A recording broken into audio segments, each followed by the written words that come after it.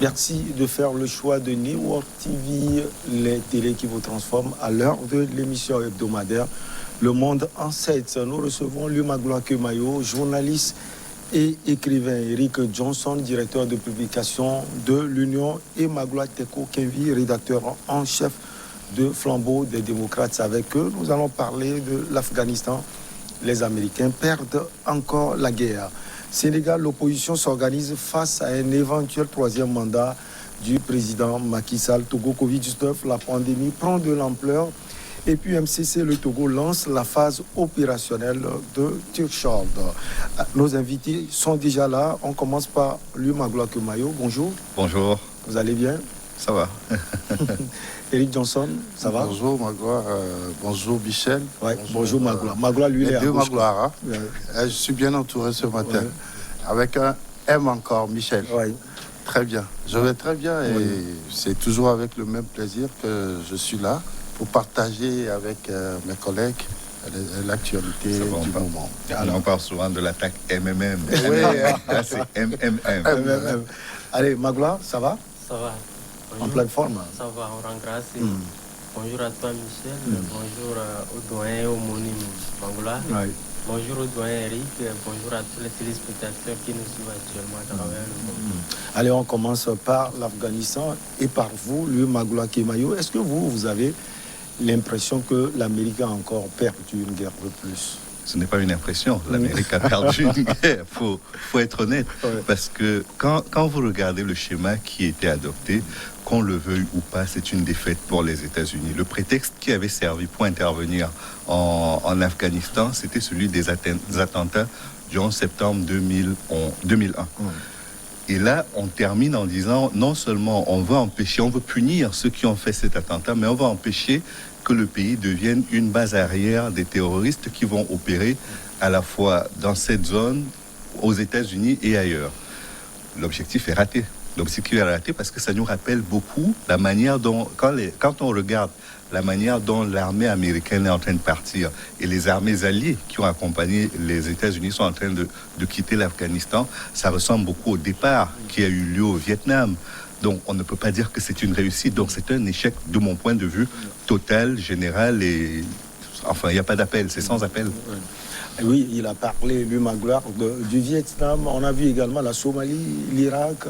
Une défaite de plus, Magloire Kenvi. Oui, généralement, comme mon homonyme l'avait dit, tacitement on parlera de défaite. Mais moi, je voudrais qu'on nuance un peu. C'est-à-dire quoi? Sur l'actualité afghane, je crois qu'il faut l'analyser sur plusieurs angles donnés. Défaite, oui, en ce sens que oui, les talibans ont repris la main sur l'Afghanistan. Mais globalement, je ne crois pas qu'on peut parler uniquement d'une défaite américaine parce que n'oublions pas que la présence américaine a été beaucoup plus une dynamique unitaire, c'est-à-dire que c'était une décision de l'OTAN qui a amené les Américains à prendre le devant véritablement de la chose. Donc aujourd'hui, oui, c'est vrai que les États-Unis se retirent, mais je crois fondamentalement, et je ne suis pas le seul à le dire, beaucoup estiment que c'est beaucoup plus une défaite de la communauté internationale. Et ça, sur le principe, je pense que oui, on ne va pas trop se focaliser sur les États-Unis seuls, mais c'est beaucoup plus...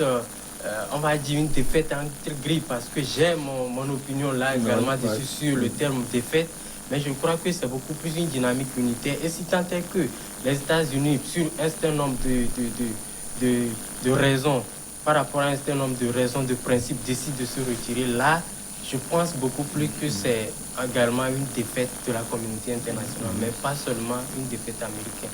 Alors, quelles sont les raisons évoquées tout à l'heure par Magloire? Quelles sont ces raisons qui poussent les États-Unis à se retirer de l'Afghanistan? D'abord, je voudrais dire, vous parlez de guerre. Il y a une guerre lorsque c'est des entités qui s'affrontent sur un terrain. Les États-Unis sont allés en guerre en Afghanistan contre qui? Les talibans peut-être? Contre les talibans. Les talibans sont aujourd'hui au pouvoir en Afghanistan. Donc les talibans ont gagné la guerre. Alors, c'est le premier point. Le second point, Vous savez que l'Afghanistan est un pays extrêmement pauvre. Et donc, les États-Unis avaient pensé, mais quand on dit pauvre, il faut bien comprendre que c'est par rapport à la gouvernance et à la gestion de ce pays, parce que ce pays regorge de beaucoup de minerais. Il faut parler du cuivre, de l'or, des terres rares, etc. C'est un pays très riche. Donc, le sous-sol est très riche. Cependant, c'est un pays, un État pauvre et un État très fragile. Donc, les États-Unis sont allés là-bas pour s'installer et mener une guerre contre le terrorisme. Ça, c'est ce que l'on nous a dit officiellement. Ouais.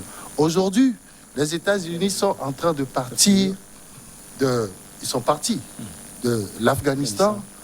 Pensez-vous que c'est une défaite? On peut parler d'une défaite militaire. Mais sur le plan économique, est-ce qu'il y a eu une défaite? En quel sens? En ce sens où, quand on va sur ce terrain-là, où on amène des militaires, vous avez une idée sur le nombre d'Américains tués en Afghanistan. Vous pensez que les États-Unis vont envoyer leurs troupes se faire laminer de cette manière-là et derrière, il n'y a rien? Je ne le pense pas. Donc, vous voulez dire que les États-Unis ont gagné sur sur d'autres plans. C'est clair, c'est une évidence. Oui. C'est une évidence. C'est de cette manière qu'on nous a colonisés. Les gens sont venus pour piller notre sol, nos ressources, etc. Ça, c'est clair. Ils ne sont pas venus en amis parce qu'ils se disent que nous sommes des pays pauvres, des pays fragiles, etc. Ils veulent notre développement. Non. Ils pensent toujours à eux d'abord avant de penser à nous. Donc, aujourd'hui, les États-Unis ont clairement perdu une guerre. Il faut le reconnaître. Pas la guerre. Pardon? Pas la guerre. Ils ont perdu une guerre. Ils ont perdu une guerre. Ils Parce ont sans doute gagné ce qui est évident, c'est que par d'autres procédures où ils vont revenir, soyez-en sûrs, d'une manière ou d'une autre. Mettons les pieds dans le plat. Oui. Vous allez vous donner d'ailleurs la parole. Mettons les pieds dans le plat. Le problème ici, c'est pas que les États-Unis gagnent ou pas. C'est comment est-ce qu'on fait pour que l'Afghanistan, qui est un pays très pauvre, très corrompu, mais qui est un pays géostratégiquement très important en Asie centrale, redevienne un pays stable avec lequel on peut faire des affaires. La vraie question est là. Ce pays a été un royaume. Les Anglais ont essayé de le coloniser, ils n'y ont pas réussi. Les Soviétiques ont essayé de le dominer, ils n'y sont pas parvenus. Les Américains ont essayé à leur tour à partir de 2001, mais ils étaient déjà intervenus en 1979. Donc quand ils sont revenus en 2001, ils ont essayé de remettre leur logiciel pour faire de ce pays un pays qui obéirait aux règles et à la manière de voir le monde des États-Unis. Cela n'a pas marché. L'enjeu ici, c'est pas seulement l'Afghanistan.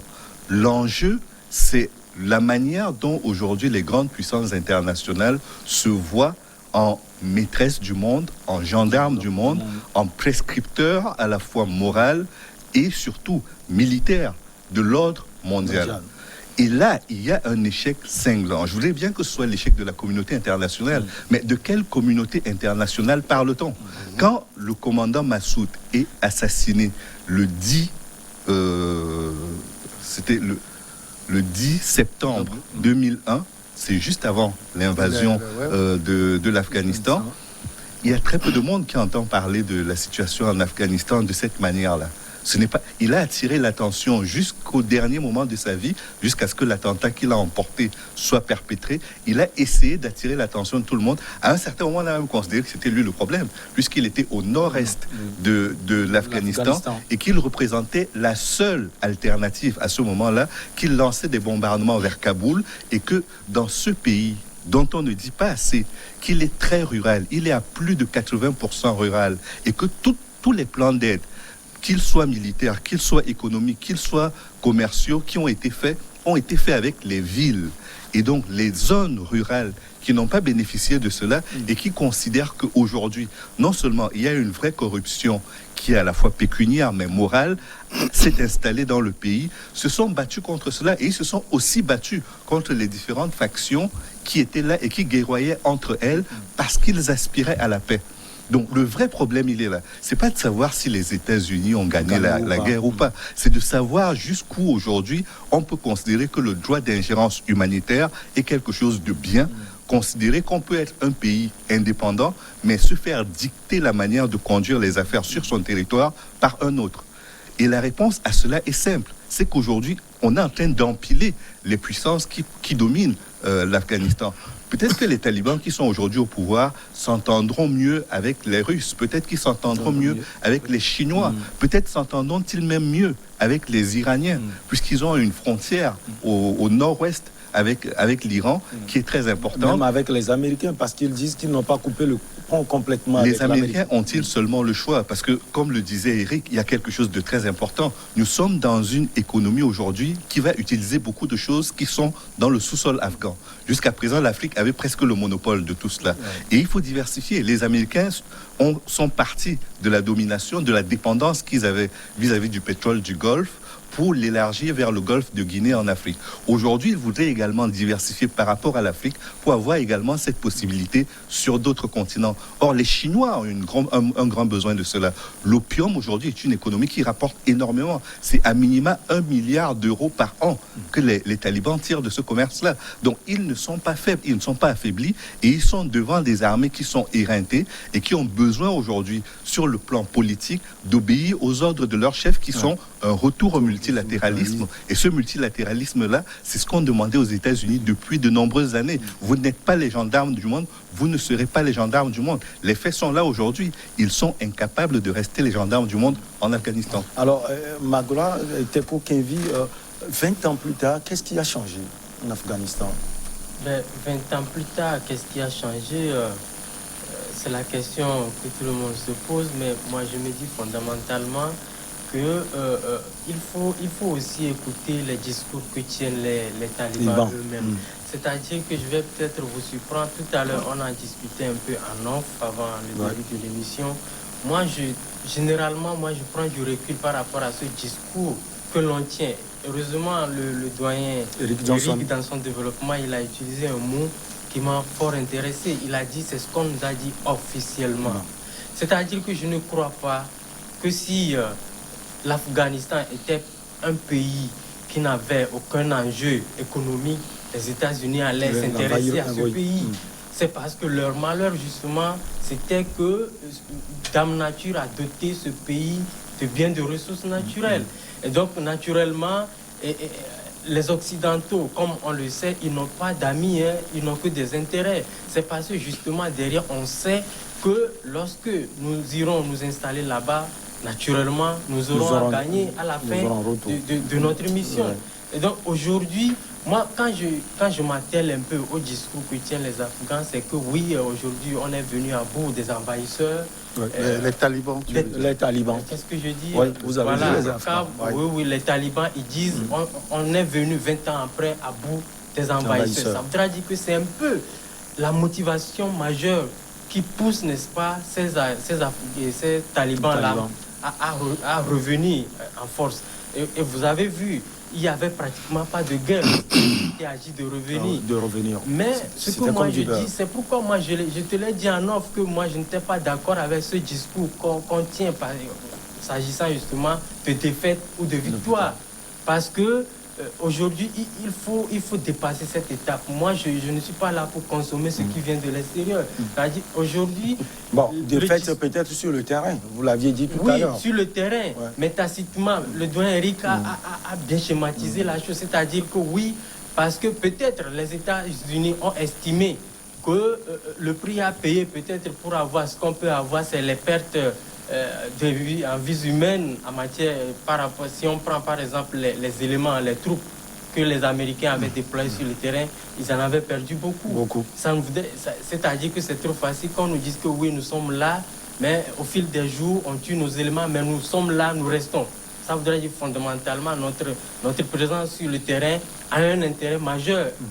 Et donc, aujourd'hui, moi, je dis 20 ans après, si Washington décide aujourd'hui de rapatrier ces hommes, c'est parce qu'on estime que soit on a gagné suffisamment ce qu'on peut gagner, ou alors il faut changer de paradigme. Soit on perd suffisamment également. Et c'est fondamentalement ce à quoi je crois. C'est-à-dire ce que je crois, c'est que oui, militairement, on peut se retirer parce qu'économiquement, on a assez gagné. Et il faut redistribuer les cartes, essayer de mettre en place une nouvelle politique étrangère des États-Unis. Parce que je crois que depuis fort longtemps, tout semble dire que les démocrates, c'est des vents en guerre, c'est eux qui nourrissent les guerres un peu partout à travers le monde. Mais on constate qu'avec l'arrivée de Joe Biden, on est en train de changer d'approche, c'est-à-dire qu'on rapatrie les troupes, mais au même moment, il y a aussi d'autres courants qui commencent par critiquer, n'est-ce pas, cette politique étrangère de Joe Biden.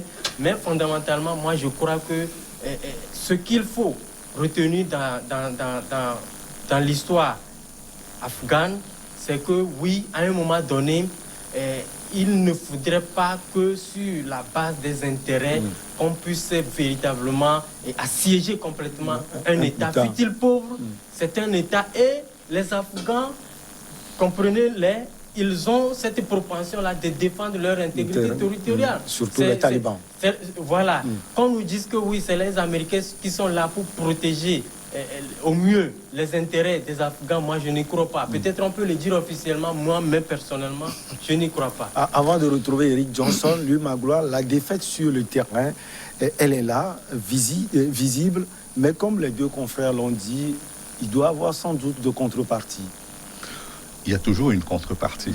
Parce qu'il ne faut pas oublier que dans les années 79, quand l'Union soviétique est battue, parce qu'on est encore dans la guerre froide, est battue, c'est parce que les Américains aident une partie des Afghans à battre les Soviétiques et les obligent à quitter le pays. Et donc, quand ils quittent le pays, c'est là que les Américains peuvent entrer, mais ils n'entrent pas directement. Ils vont également en Iran à cette époque-là. Il ne faut pas oublier que tout cela se joue quand même sur la base d'intérêts géostratégiques qui vont au-delà de l'argent qui peut être gagné, soit par le pétrole, soit par l'opium, soit par d'autres produits. Mais à l'époque, il s'agissait de géostratégie. Il fallait encore être présent physiquement dans ces zones-là pour être reconnu comme une vraie puissance. Et donc, les États-Unis qui se trouvaient en Afghanistan pouvaient surveiller l'Union soviétique. Il y avait l'Ouzbékistan, il y avait le Tadjikistan. Donc, ça permettait d'avoir cet œil-là sur l'Union soviétique. Ça permettait également de surveiller l'Iran, qui était déjà en situation d'ébullition. Et c'est en Iran qu'ils sont allés, qu'ils ont eu leur première entrée militaire, pratiquement. Et donc, aujourd'hui, que l'on réduise cette guerre au fait que ce sont les Américains qui veulent tirer des profits dans un pays, ce n'est pas qu'un profit pécuniaire. Parce que très franchement, les profits pécuniaires que les grandes puissances peuvent tirer, c'est sur une assiette très large. Ça ne peut pas se limiter à un pays. Et donc, ce n'est pas ça le seul enjeu. L'enjeu était également un enjeu de puissance pendant la guerre froide, qui était de dire, on marque à la culotte, pardon de la vulgarité du terme, mais on marque à la culotte nos rivaux.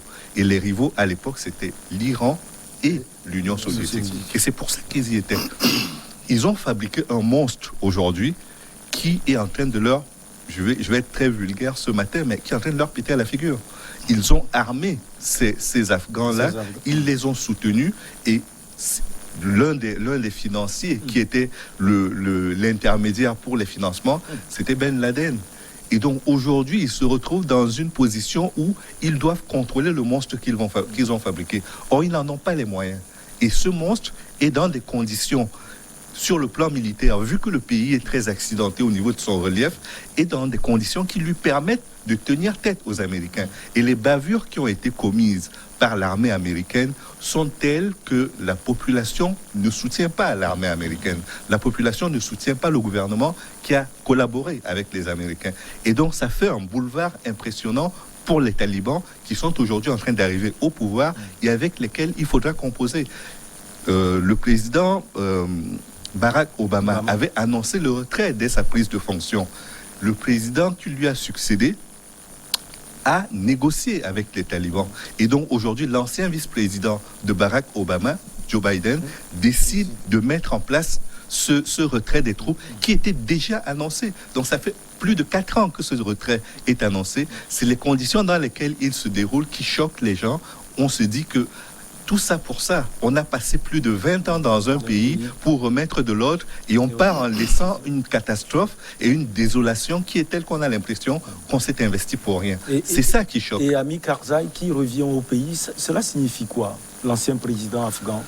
Je ne sais pas s'il apportera quelque chose. Au-delà d'être collaborateur des Américains, il était également un des conseillers d'une entreprise pétrolière américaine dont on ne citera pas le nom, mais qui est intervenu en Afghanistan et qui a employé plus de 80% de l'administration afghane au moment où les Américains étaient là. Donc je ne sais pas ce qu'il revient faire. Peut-être qu'il revient simplement comme citoyen. Peut-être qu'il revient parce qu'il a une nouvelle fonction à occuper au sein de cette entreprise privée.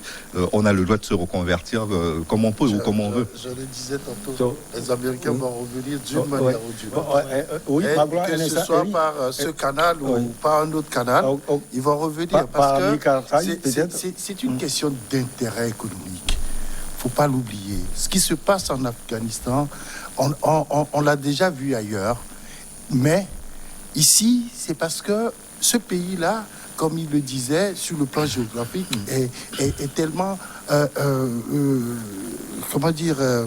il y a tellement de montagnes le pays accidenté sur le plan géographique. Je voulais dire, donc où les talibans maîtrisent mieux le terrain que quiconque.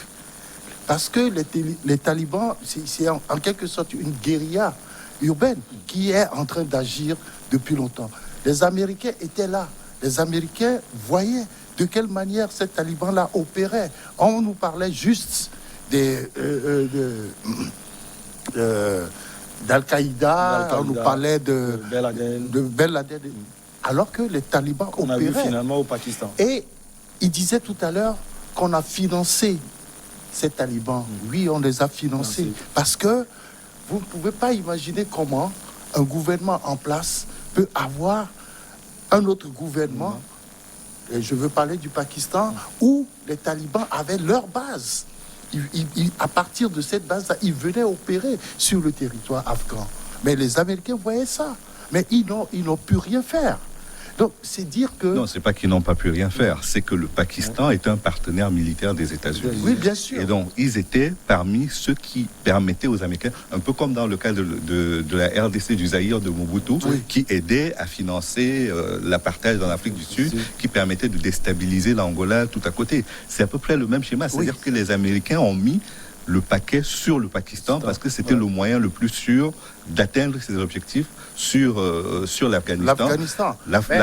Mais en même temps, il y avait les talibans qui opéraient à partir du Pakistan. C'est là où ça...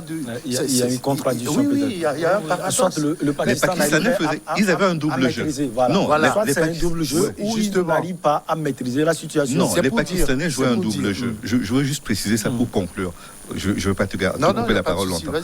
Ce qu'il faut retenir, c'est que sur le plan de l'islam, on a 2 islams en Afghanistan. On a celui des chiites et on a celui des sunnites. Les sunnites sont largement majoritaires, mais il y a quand même des chiites. Et le problème, au-delà de la rivalité entre les États-Unis et l'Union soviétique, c'est qu'il y a aussi la rivalité entre le Pakistan et l'Inde. L'Inde voulait affaiblir un pays comme le Pakistan qui, aujourd'hui, pouvait isoler l'Afghanistan sur le plan de l'approvisionnement maritime. La seule porte qui permettait d'ouvrir le pays vers l'extérieur, c'était le Pakistan. Et donc, pour éviter qu'il soit dépendant de cela, l'Inde a énormément aidé l'Afghanistan à améliorer ses rapports avec l'Iran. C'est le Cachemire. Le Cachemire, naturellement. Le Cachemire, oui, parce que la séparation entre l'Inde et le Pakistan était liée d'abord à la religion, entre un pays qui était considéré qu'il était un pays hindou et l'autre qui considérait qu'il est musulman et qu'on ne peut pas vivre avec les deux de la même manière. Et puis l'Afghanistan, comme l'Inde et comme le Pakistan, ont été dominés par les Anglais. Et donc, ce sont les ennemis de mes ennemis qui deviennent mes amis. Et donc, l'Inde a joué ce rôle-là dans le financement d'une partie du gouvernement afghan à un certain moment. Et donc le Pakistan, qui était soutenu par les États-Unis et qui finançait l'opposition, était obligé de jouer un double jeu pour ne pas perdre sur les deux tableaux. Donc il accompagnait les États-Unis, mais il accompagnait également le gouvernement afghan à l'époque, ce qui fait qu'on ne comprenait pas très bien ce qu'il faisait, mais géopolitiquement, ça s'appelle de la réelle politique, rien d'autre. Pardon. Vous terminez et puis Magloire aussi. Je pense que aujourd'hui, tu avais posé la question de savoir pourquoi les États-Unis sont partis de cette manière. Il y a plusieurs facteurs. Il y a d'abord l'opinion interne américaine qui ne comprenait plus exactement ce qui se passait sur le territoire afghan. Parce que l'armée américaine perdait trop de soldats. Il y a aussi l'opinion internationale qui joue un jeu, je peux dire, en faveur de je ne sais qui, parce que en réalité, un pays qui est dominé par d'autres puissances n'est plus un État. N'est plus un État. Et par conséquent, l'opinion de la communauté internationale devait agir depuis. Et aujourd'hui, on va à l'ONU... C'est pourquoi Magloire a parlé de l'échec de la communauté internationale. Peut-être. On va prendre des résolutions qui n'aboutissent jamais parce qu'il y a d'autres puissances qui, voyant déjà les intérêts qu'ils peuvent avoir en Afghanistan, bloquent les choses. Il y a 3 jours, les talibans disaient que la Chine va rester en Afghanistan. Mais pourquoi la Chine va rester pendant que tout le monde quitte? Nous savons très bien que la Chine n'a jamais soutenu les talibans ouvertement. Mais cependant, on nous dit que la Chine va rester. Tout ça, voilà. Oui, Magloire, t'es Kenvi? Oui, je crois que les confrères ont ils ont dit beaucoup de choses.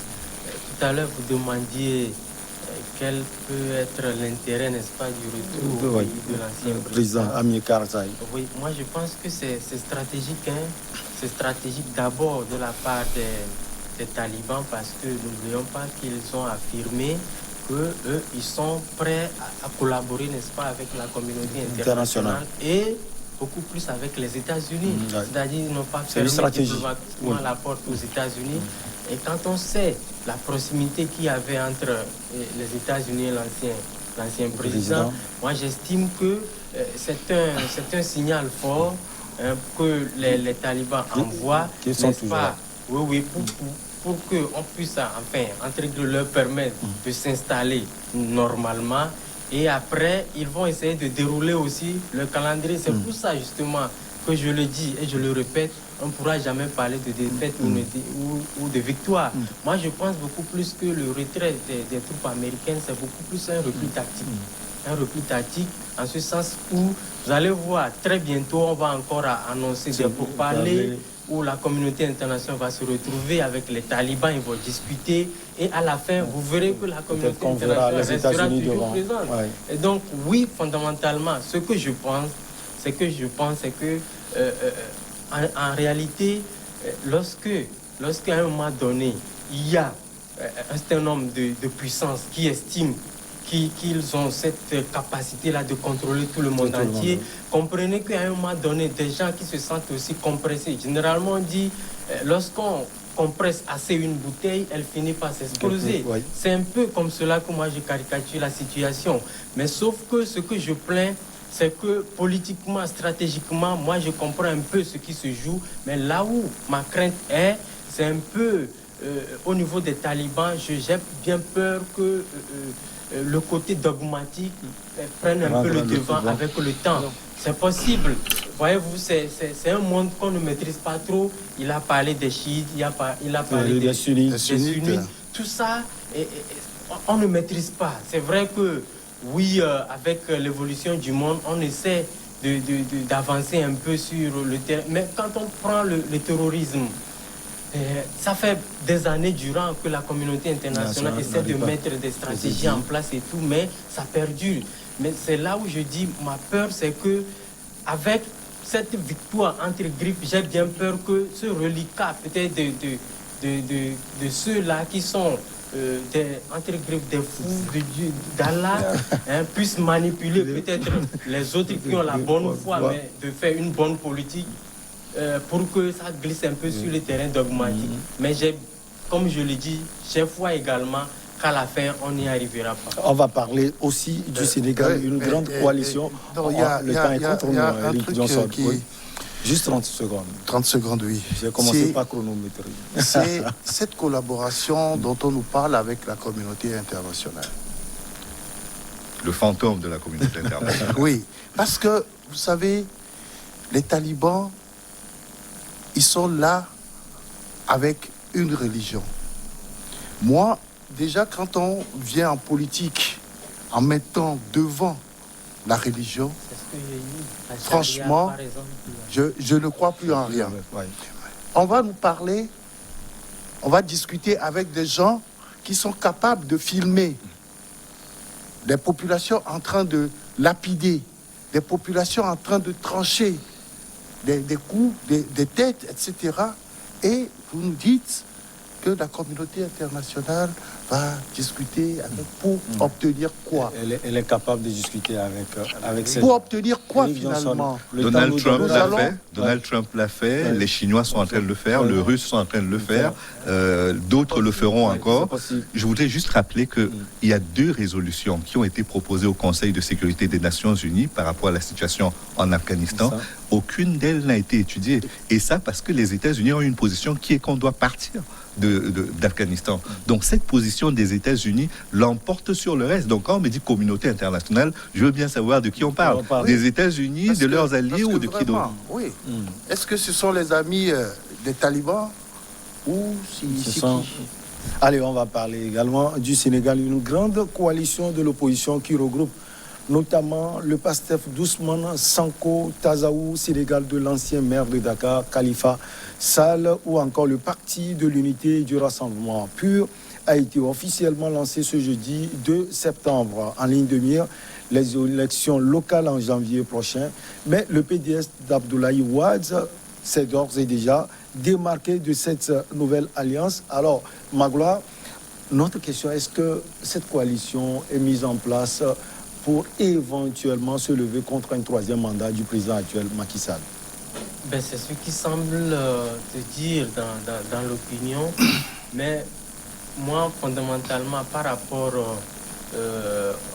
aux exemples sur le continent, c'est vrai que ça réussit ailleurs, les blocs, on va dire les coalitions, ça réussit ailleurs, mais ailleurs également, ça ne réussit pas.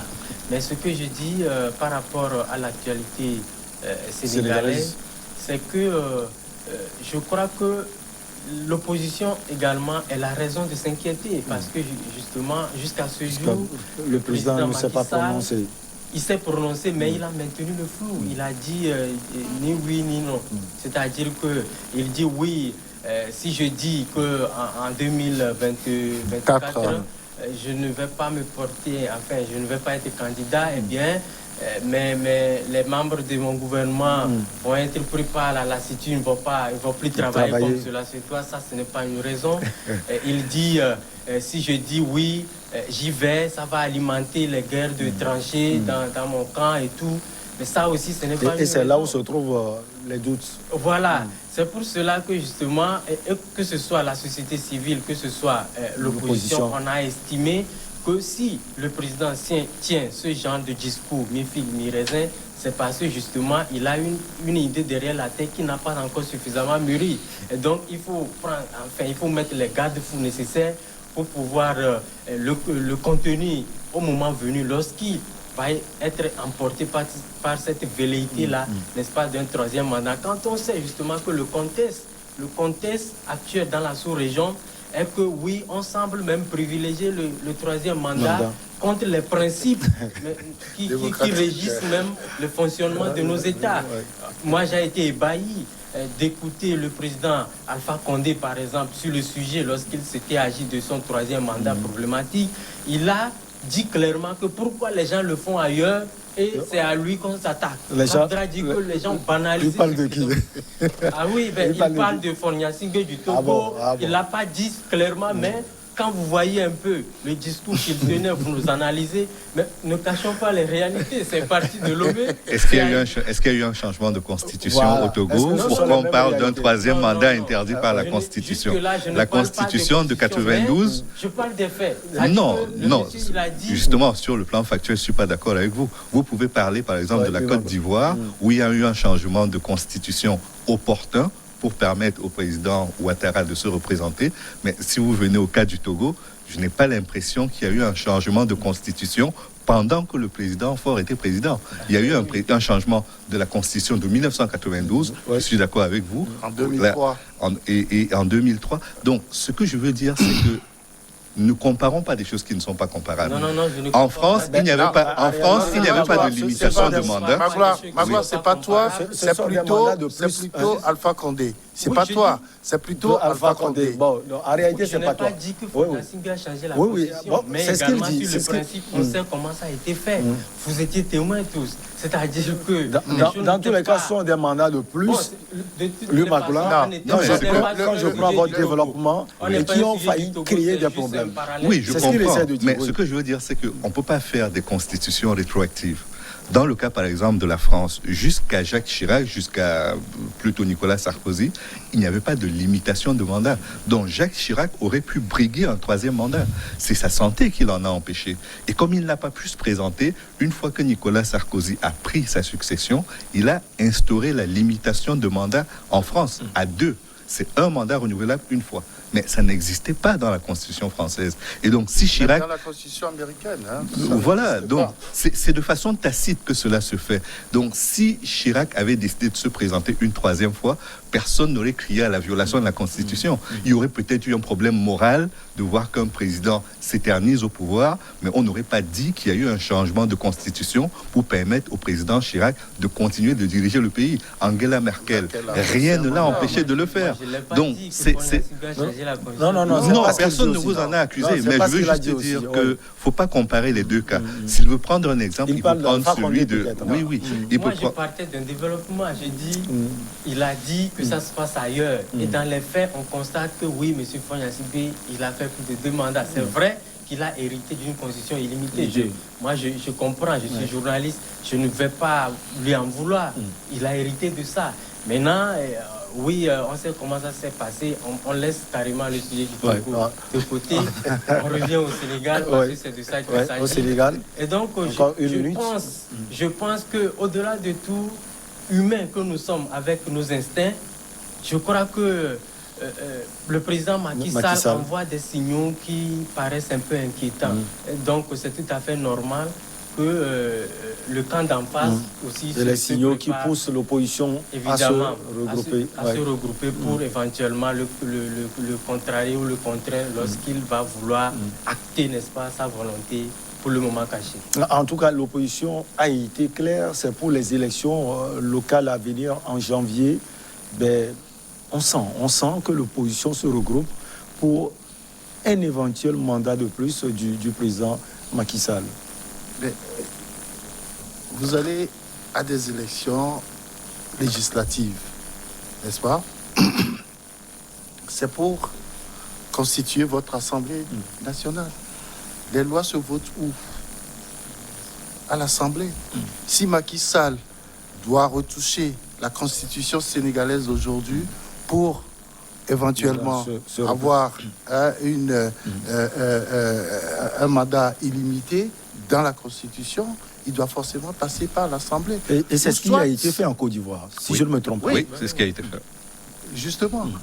Donc, je pense que l'opposition sénégalaise doit plutôt se concentrer sur cette élection-là. C'est là, si vous êtes majoritaire, vous le bloquez. C'est pour ça que j'ai toujours révoqué ceux qui font la politique de la chaise vide, en disant que nous n'irons pas à ces élections parce que les conditions le permettent. Mais Eric, vous le permettez? Vous pourrez avoir vous le permettez? Oui. On va marquer la pause pour le journal et on revient après.